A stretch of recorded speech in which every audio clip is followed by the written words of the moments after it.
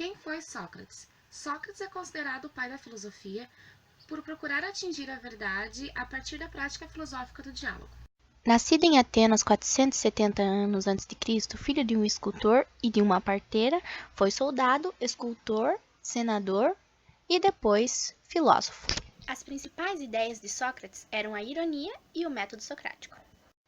Desapegado dos bens materiais, tinha o hábito de caminhar pela cidade propondo diálogos aos atenienses. Os diálogos eram aparentemente sobre temas comuns. Através das perguntas reflexivas, abordava os temas mais complexos, levando seus interlocutores a questionarem as suas certezas.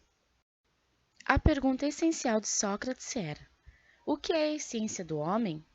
E ele respondia: o homem é a sua alma, alma como razão, o eu, o consciente, a consciência intelectual e moral, o que distingue o ser humano de todos os outros seres da natureza. Sócrates não deixou nenhum escrito, e tudo o que se sabe das suas ideias está nos textos de Xenofontes, Aristófanes e principalmente de Platão, o seu maior discípulo. Sócrates acreditava que todos já nascem com o conhecimento e que cabia ao mestre realizar o parto dessas ideias. Ele entendia que só o conhecimento que vem da alma é capaz de revelar o verdadeiro conhecimento do que é justo, bom e certo. Para fazer surgir essas ideias, Sócrates aplicava o método dialógico que ele chamou de maiêutica, palavra do latim que significa funções da parteira, em referência à sua mãe. As perguntas feitas por Sócrates são próprias da chamada dialética socrática, isto é, no exercício de contrapor argumentos contrários. Basicamente, o método dialético apresenta 3 elementos: a tese, a antítese e a síntese. A tese é uma afirmação, a antítese é uma oposição a essa afirmação, como a própria palavra diz, antítese. E em um embate entre a tese e a antítese, surge então o terceiro elemento, a síntese, que é o resultado do raciocínio. Prevalência do intelecto sobre a opinião. O proposto de rol de perguntas vinha da crença de Sócrates e que só existe uma maneira de conhecer a verdade, conhecendo a si mesmo. Para Sócrates, só quem conhece a si mesmo é que sabe que não sabe. A grande virtude, segundo ele, é saber que não sabe. Só sei que nada sei. Ele afirmava: quanto mais sabe que não sabe, mais sábio é o homem. E os que pensam que sabem e não sabem seriam os mais tolos e ignorantes. Para Sócrates, a busca pelo conhecimento verdadeiro passava pelas questões humanas, pela reflexão sobre o homem.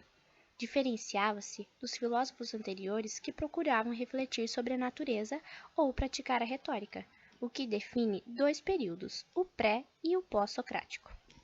A grande contribuição de Sócrates para a filosofia foi a identificação do homem com sua alma, caracterizada ao mesmo tempo como o centro da racionalidade, personalidade e da consciência ética.